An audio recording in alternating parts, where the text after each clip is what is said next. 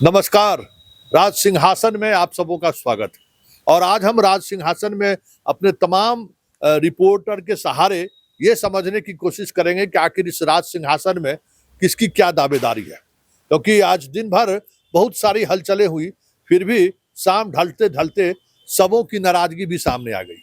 नाराजगी उपेंद्र कुशवाहा की भी है, नाराजगी मांझी की भी है, नाराजगी सहनी की भी है, नाराजगी चिराग की भी है। भले वो अपने दिल्ली आवास पर वो भोकाल बनाने की कोशिश कर रहे हैं कि ऑल इज वेल, लेकिन नाराजगी सभी जगह है, महागठबंधन में भी और एनडीए में भी। अगर कहीं सबसे ज्यादा कह सकते हैं कि रिलैक्स की स्थिति में अगर कोई है तो वो मुख्यमंत्री है और मुख्यमंत्री के आसपास रहने वाले लोग हैं। वहां कोई ना हलचल है, ना कोई खींचतान है, ना ही कोई आरोप प्रत्यारोप हंगामा है। राजद के दफ्तरों का हाल आप देख ही रहे हैं कि क्या हाल है। आज हम चर्चा उन तमाम जो बगावत के स्वर उभर रहे हैं, तमाम गठबंधनों के बीच, कांग्रेस को लेकर राजद असहज, राजद को लेकर कांग्रेस असहज, सहनी को लेकर कांग्रेस राजद सभी असहज, माले से लेकर सीपीआई सीपीएम तक असहज। वामपंथियों ने तो 2 जगह उम्मीदवारों की भी घोषणा कर दी है। मांझी बात करके निकले तो कुछ अलग बात सामने आ रही है। सहनी की भी कमोबेश यही मिजाज है। उपेंद्र कुशवाहा की अभी जेपी नड्डा से लगभग 1.5 घंटे की बातचीत हुई है, लेकिन बाहर निकलते हुए जिस तरीके से बिना बात के हुए वो मीडिया से बिना बोले हुए निकल गए, मतलब कुछ न कुछ चीजें चल रही हैं। हमारे साथ हमारे तमाम रिपोर्टर मौजूद हैं जो दिन भर अलग अलग पार्टी दफ्तर में मौजूद रहे, अलग अलग खबरों पर पूरी दिन बने रहे। क्या खास रहा, हम शुरुआत शशांक से करेंगे। शशांक, आज मुख्यमंत्री शाम में बैठक हुई जिसमें संजय झा और ललन सिंह मौजूद थे। क्या उस बैठक में क्या लबो लबाब सामने आई? अरुण कुमार की ज्वाइनिंग के बाद एक बैठक हुई और ये बहुत कम समय की एक बैठक थी। ये लिस्ट तैयार किया गया क्योंकि ये लोग ललन सिंह और संजय झा दिल्ली जा रहे थे, तो एक लिस्ट तैयार किया गया कि इन सीटों पर हमारी दावेदारी मजबूत है, वो वहाँ दिखाना है क्योंकि कल बैठक है। और वहाँ पर एनडीए में अपनी मजबूती दिखाना है क्योंकि चिराग पासवान लगे हुए हैं उन सीटों पर जिसमें जेडीयू ऑलरेडी वहाँ पर जेडीयू के विधायक हैं या फिर सेकेंड रन अप रहे हैं 20 में, तो उन सीटों को चिराग को नहीं देना है। इसको लेकर बातचीत हुई और बहुत कम समय की ये बातचीत हुई है नीतीश कुमार से। नीतीश कुमार ने इशारा किया कि आप दिल्ली जाइए और वहां पर जाकर हमारी बातों को रखिए। दोनों नेता दिल्ली पहुंच चुके हैं। संजय झा और ललन सिंह दूत की रूप में दिल्ली पहुंच चुके हैं। कल बैठक होगी, सुबह बैठक होगी जिसमें 1 to 1 नहीं, आमने, क्योंकि देखिए तमाम जो घटक दल हैं एनडीए में, चाहे वो जीतन राम मांझी जी हो, उपेंद्र कुशवाहा हो, चाहे चिराग पासवान हो, इस तीनों के मामले में नीतीश कुमार ने 2 टूक कह दिया है कि इन तीनों को आप अपने निपटिए, इससे हमको कोई वास्ता नहीं है। मेरा सीट तय है, उस सीट में हम कोई कंप्रोमाइज करने वाले नहीं है। जिन सीटों पर हमारी पहली प्राथमिकता है, जहां मेरा विधायक है, और दूसरी प्राथमिकता वो तमाम सीटें हैं जिन सीटों को लेकर हम पिछले चुनाव में चिराग के लड़ने के बावजूद भी बहुत नजदीकी मामला रहा है। ये बातें सामने आ ही रही है, लेकिन सबसे बड़ी बात जो चिराग को लेकर जो एक बड़ी बात आ रही है कि चिराग पर दाव भले बीजेपी खेल रही थी, कहते हैं ना कि चौबे गए छब्बे बनने या दुब्बे बन के लौट आए, बीजेपी की यही स्थिति है। चिराग से जो समझौता की बात हुई है उसमें अधिकांश ऐसी सीटें हैं जहां बीजेपी के विधायक हैं, चाहे वो ब्रह्मपुर हो, गोविंदगंज हो और रोसड़ा हो, कई ऐसी सीटें हैं जहां उनको बीजेपी को सीट छोड़ना पड़ रहा है। खेला वहां भी होगा, उस खेला की भी चर्चा करेंगे, लेकिन हम बिरजू से समझना चाहते हैं। बिरजू, कुशवाहा जी क्या हुई? कुशवाहा जी जिस नाव की सवारी कर रहे हैं, नाव किनारा लग ही नहीं रहा है। और जद्दोजहद की स्थिति आरएलएम के अंदर है। और जो मेरी जानकारी है कि 6 सीटों का लिस्ट उपेंद्र कुशवाहा को भारतीय जनता पार्टी ने सौंप दिया कि भाई इन्हीं से 6 सीटों पर आपको चुनाव लड़ना है। और बड़ी बात यह है कि उन 6 सीटों में एक भी सीट ऐसी नहीं है जिसे कहा जाए कि कुशवाहा जी की मनपसंद वाली सीट है। मतलब एक कार्यकर्ता को भी उपेंद्र कुशवाहा चुनाव नहीं लड़ा सकते। अब बातचीत के बाद पता खबर आ रही है कि शेखपुरा वो चाह रहे हैं। शेखपुरा सीट है। हाँ, उनका कोई खास उम्मीदवार है। शेखपुरा उन सीटों में से एक है जहां पे आरएलएम बहुत मजबूत है। राहुल कुमार प्रदेश के प्रवक्ता भी हैं और वो लगे भी रहते हैं, और कई सारे कार्यक्रम के जहां हजारों हजारों की भीड़ इकट्ठा मतलब हुई, राहुल के लिए वो सीट चाह रहे थे, लेकिन वहां भी उनकी नहीं चली। बस इससे पूरा जैसे सीट वो नहीं ले पाए जहां पे वो लड़ेंगे, और निश्चित तौर पे इतनी मजबूत वहां पे आरएलए में, बावजूद वो सीट नहीं ले पा रहे हैं। तो जैसे गो की सीट है, गो में भी रणविजय जी के लिए लगे हुए थे, वहां पर नाम क्या मिला, नहीं मिला। तो भाई आप कौन सा सीट लड़ रहे हैं? अब वो भी सोच नहीं पा रहे कि करे तो हम करे क्या, अब क्या कर सकते हैं। मतलब लोकसभा की तरह जो है इसमें भी ससर फांसी में वो फंस और गए। कई बार लोग कहते हैं, जो राजनीति को समझने वाले, आपने भी कई बार कहा कि भाजपा बहुत तरीके से अपने सहयोगी दलों को काटती है। यहाँ पर भी भाजपा ने बहुत तरीके से उपेंद्र कुशवाहा काट दी। लोकसभा में हरवाने के साजिश भाजपा के नेताओं के कंधे पर था, ये बहुत एक्सपोज हो चुका है, भाजपा के नेताओं ने एक्सपोज कर दिया। अब विधानसभा में भी कमोबेश वही परिस्थिति बन गई है, और ये बता रहा है कि उपेंद्र कुशवाहा की पार्टी जिस दिन आधिकारिक तौर पर एनडीए के अंदर ऐलान हुआ कि कुशवाहा जी 6 सीट फलना फलना सीट है, उस दिन वो टूट नहीं होगी। उपेंद्र कुशवाहा कुछ लोगों के साथ बच जाएंगे और बाकी लोग चले जाएंगे, भगदड़ मच जाएगी।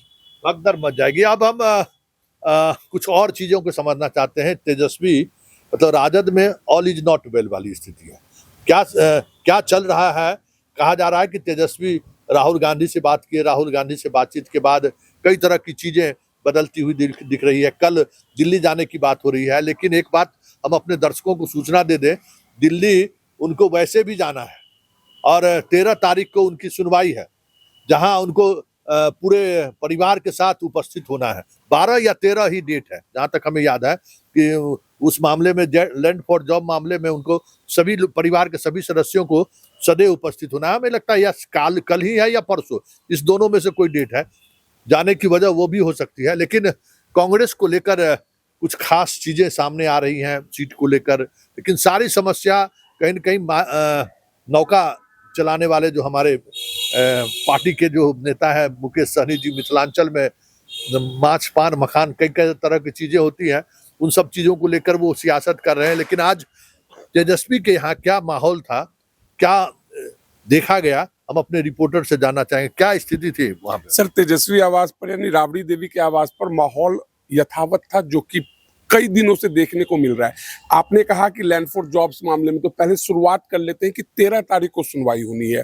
पहले खबर आती है कि आज शाम में तेजस्वी दिल्ली जाएंगे, लेकिन फिर कहा जाता है कि आज नहीं जाएंगे क्योंकि 13 को उनको जाना ही है और राहुल गांधी से मुलाकात होनी है, तो 12 तारीख को अर्थात कल वो जाएंगे।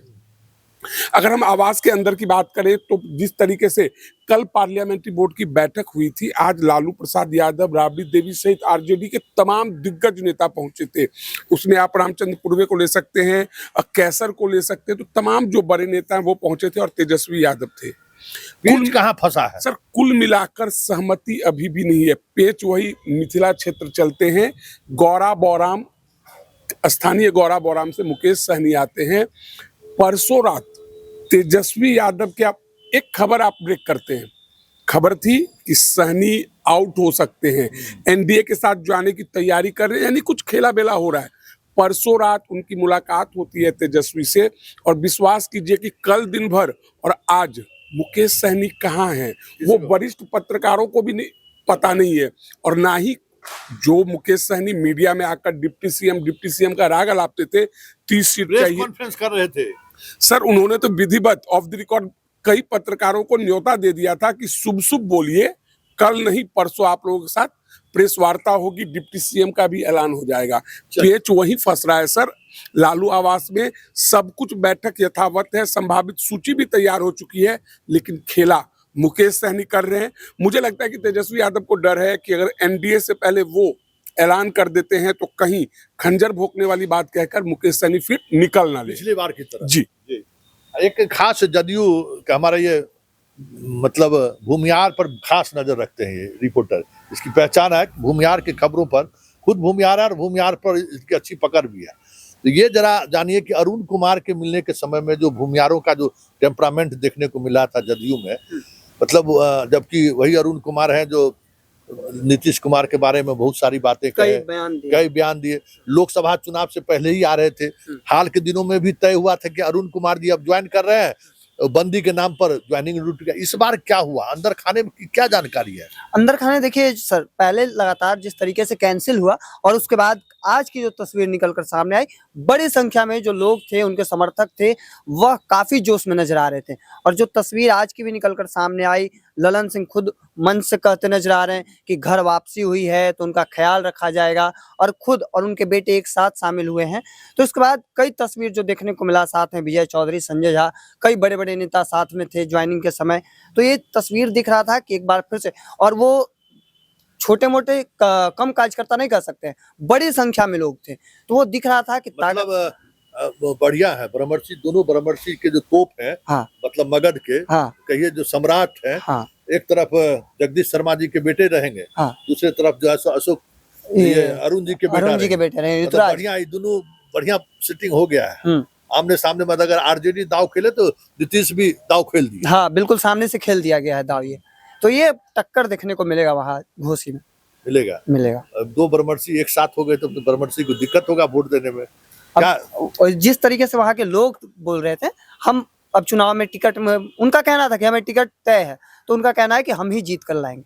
हाँ, उनका दावा किया जाता। कार्यकर्ता में जबरदस्त जोश दिख रहा था वहाँ पे। लेकिन राहुल के पिताजी का, राहुल का भी अपना प्रभाव रहा है, अरुण जी की भी प्रभाव, निर्दलीय लड़के हरा दिए, कई तरह की चीज है। वहाँ चंद्रवंशी एक तरफ जहानाबाद में, एक तरफ भूमियार, जो लड़ाई शुरू हुआ था लोकसभा चुनाव में अति पिछड़ा और भूमियार के बीच, कहीं न कहीं एनडीए आपको लगता है कि दोनों को सामने लाके उसको साध लिया है? चंद्रवंशी जी को भी जब तस्वीर देखेंगे तो उसमें चंद्रवंशी जी को भी आगे की तस्वीर में पंक्ति में रखा गया है। ये साथ दिखाने का कोशिश किया गया है कि अगर हम किसी को साथ लिए तो आपको ही पीछे नहीं छोड़े हैं हम। भले ही वो चुनाव हार गए थे, लेकिन उन्हें साथ रखा गया और दिखाने का कोशिश किया है हम सबको साथ लेकर चल रहे हैं और चुनाव घोसी हम ही निकालेंगे। अच्छा। ये दिखाने का प्रयास है। चेहरा पे के मुस्कान से आप समझ सकते हैं। इधर आइए अब। आप अशोक चौधरी पर आज दिन भर कुछ खास टिपिकल स्टोरी कर रहे थे आप। अशोक चौधरी माला में जबरदस्ती घुस रहे हैं, अशोक चौधरी ललन सिंह साथ चल रहे हैं, उनके एक वरिष्ठ कार्यकर्ता को हटाकर पास आने की कोशिश कर रहे हैं, ये सब। उसके बाद अरुण बाबू के साथ गए मिलने के लिए, तो चेहरा नहीं मिला रहे हैं सीएम से। क्या अशोक जी क्या स्थिति था दफ्तर में? कभी एक दौर था, जदयू आप कवर करते हैं, एक दौर था ये अशोक चौधरी के आने का इंतजार होता था, और आज ये स्थिति, वाकई में क्या माजरा था? देखिए, इससे पहले कि हम अशोक चौधरी के बारे में बताना शुरू करें, हम आपको बताएं कि जब तक वो पहुंचे नहीं थे दफ्तर में, जब तक ये सेरेमनी ज्वाइनिंग की जो थी वो स्टार्ट नहीं हुई थी, तब तक दफ्तर में एक कानाफूसी चल रहा था लोगों के बीच में कि क्या सिर्फ ललन सिंह रहेंगे या फिर साथ में अशोक चौधरी रहेंगे। लोगों को ये कन्फर्म ही नहीं था कि अशोक चौधरी रहेंगे भी। और जब अशोक चौधरी आए तो पहले वाला रुतबा नहीं था, वो गायब था। जब पहले अशोक चौधरी आते थे, पार्टी में पावरफुल पोजीशन पे हैं, शक्तिशाली नेता कहे जाते हैं, जदयू में उनका काफ़ी बड़ा कद है, और जब वो आते थे या कहीं भी जाते हैं तो उनका एक अलग रुतबा रहता था, लोगों के बीच में धाक रहती थी अशोक चौधरी की। और आज जो मैंने देखा उस स्टेज पे, अशोक चौधरी के चेहरे पे मायूसी थी। वो वाले अशोक चौधरी गायब दिख रहे थे, जिस अशोक चौधरी को लोग जानते हैं, जिस अशोक चौधरी का नाम लिया जाता है, वो अशोक चौधरी गायब दिख रहे थे तो अशोक चौधरी मंच पे, लेकिन मायूसी नजर आ रही थी चेहरे पे, वो उदासी दिख रही थी, वो रुतबा नहीं था। आपको बता दें कि जब माल्यार्पण, माला जो पहनाया जा रहा था सभी को, उस समय अशोक चौधरी उस सीन से बाहर थे, माला से बाहर थे। फिर जबरदस्ती तो शब्द उपयोग करना ज्यादा बड़ा शब्द हो जाएगा, मैं कहूंगा कि वो माला खुद उठा करके और खुद अपने गले में डाल लिए, ये स्थिति थी। और वो अशोक चौधरी जिसका एक अपना रुतबा रहा करता था, जलवा होता था, आज उस जलवे में दिखाई नहीं। बिल्कुल, वो जलवा, वो रुतबा, वो धाक दिख नहीं रहा था। वो खुद से माला पहन लेना, फिर जब चल रहे थे साथ में तो चलने में भी वो नहीं नजर आ रहा था कि ये वो अशोक चौधरी चले, कॉन्फिडेंस ही नहीं था। ऐसा लग रहा है कि जो घटना हुआ है अशोक चौधरी के साथ, प्रशांत किशोर वाला, उसके बाद से इनके कॉन्फिडेंस में बहुत बड़ा असर पड़ा है। प्रशांत किशोर की बात की तो हम प्रशांत किशोर के आज दिन भर का जो उनकी चुनौती रही है कि जरा लड़ के दिखाए सम्राट चौधरी कहां से चुनाव लड़ते हैं। कह रहे थे ना कि जनता का अदालत में चलेंगे।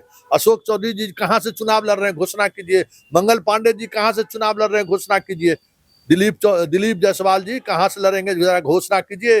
हम तैयार हैं जनता के अदालत में जाने के लिए। अब बात हो रही थी सम्राट चौधरी की पटना साहिब से लड़ने का, अब बात हो रही है कि चलिए उधरे चलिए, जहां कहीं अगर जनसुराज पहुंच गया तो फिर तो बड़ा मुश्किल हो जाएगा। शशांक जी, आज राघोपुर भी पहुंच गए, मतलब एक साथ कई चीजों को वो साध रहे हैं प्रशांत किशोर। खेला होवे का बहुत ये खेला होने का संदेश भी है। पटना साहिब से तारापुर भागना पड़ गया सम्राट चौधरी को, राघोपुर गए, यहाँ राघोपुर चर्चा हो रही है कि तेजस्वी को हराने की बात हो रही है, कि राघोपुर में तेजस्वी यादव को हराएंगे, सम्राट चौधरी को हराने की चर्चा हो रही है। दिलीप जायसवाल के, जैसा आपने कहा कि जनता की अदालत में पहुंचेंगे तो दिलीप जायसवाल भी पकड़ाएंगे, उधर मंगल पांडे, और इन तमाम नेता को, सम्राट चौधरी हो, मंगल पांडे हो, दिलीप जायसवाल हो, हरी सहनी हो, इनको पार्टी की तरफ से ये संदेश मिलेगा कि आपको अब जनता चुनकर भेजेगी, तब आप पार्टी की तरफ से सरकार के बड़े पदों पर बैठेंगे। पिछले दरवाजे से ये जो आप आकर राज कर रहे हैं, एमएलसी बन जा रहे हैं और जो पार्टी के अंदर अपनी तानाशाही दिखा रहे हैं और जाके सरकार में बड़े पदों पर बैठ जा रहे हैं, ये नहीं चलेगा। ये नहीं चलेगा। मतलब अब एक तरफ प्रशांत किशोर का डर, हाँ, दूसरे से पार्टी का डंडा कि भाई आपको मैदान में जाना हाँ, है। कि आप जाइए, आप सम्राट चौधरी को देख लीजिए, कद कितना उन्होंने बढ़ा लिया अपना कि भैया हम ही हैं पार्टी में, अब कोई कुछ नहीं है, एक ही बार चुनाव जीते हैं।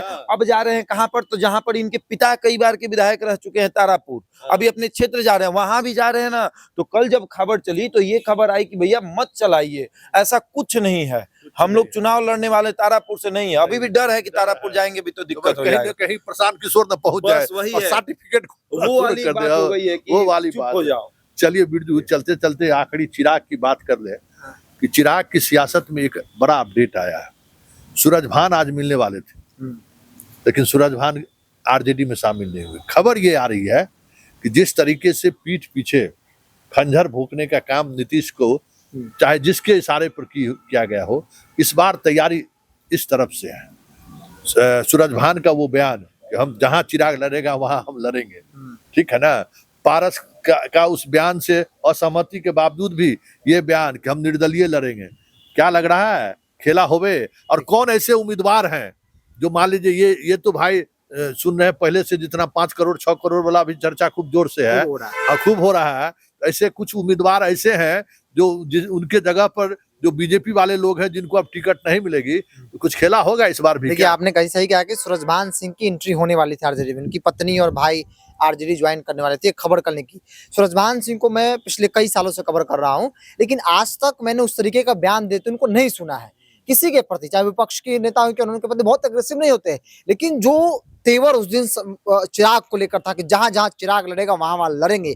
और ये बताता है, आपने कहा था, आपकी जानकारी है कि भाई ये नीतीश कुमार का प्लान है कि जो 2020 में घाव दिया, आज तक वो घाव मलहम हम लगा रहे हैं, ठीक नहीं हुआ है, लेकिन इस बार हम छोड़ेंगे नहीं, दुश्मन का दुश्मन, और उसी से हम निपट लेंगे चिराग को। क्योंकि चिराग भरोसे के प्रतीक नहीं है, वो किसी गठबंधन में रहे, वो साथ रहते हैं, लेकिन कब पीछे से खंजर घोंप देंगे कोई नहीं जानता है। तो इसलिए ऐसा माना जा रहा है कि सूरजभान सिंह के जरिए नीतीश कुमार चिराग के साथ तो खेल करने जा रहे हैं। चलिए एक ब्रेकिंग खबर आई है, हम जान ले शशांक, क्या ब्रेकिंग है? ब्रेकिंग ये है कि अभी तक सीटों का बंटवारा नहीं हुआ है और नीतीश, ये तेजस्वी यादव के सबसे करीबी माने जाने वाले शक्ति यादव ने ये घोषणा कर दिया है कि 16 तारीख को वो नॉमिनेशन करने जा रहे हैं हिलसा विधानसभा सीट से। 16 अक्टूबर को 11 बजे ये नॉमिनेशन करेंगे। सीटों का बंटवारा अभी नहीं हुआ है, लेकिन नॉमिनेशन अभी ये शुरू हो गया, यानी अभी भी पेच फंसा हुआ है, लेकिन राजद ये क्लियर कर चुकी है कुछ लोगों को कि आप नॉमिनेशन करिए। बिल्कुल। चलिए आज राज सिंहासन में बस इतना ही, लेकिन चलते चलते एक बात बता दे, ये जो रात है ना, ये रात बड़ी जालिम है, और इस रात में न जाने फिर कहाँ कौन सा करवट आप सुबह सुबह आपको बदलते हुए दिख जाए, तो ये भी कोई बड़ी बात नहीं होगी। क्योंकि ये जो करवट बदलने का काम है ना, 2 दिनों से रात में ही हो रहा है, और इस तरीके से लोग करवट बदल रहे हैं कि सुबह होते होते एक नई तरह की खबरें आनी शुरू हो जाती है। चलिए राज सिंहासन में फिलहाल इतना है, मुझे अब इजाजत दीजिए, नमस्कार।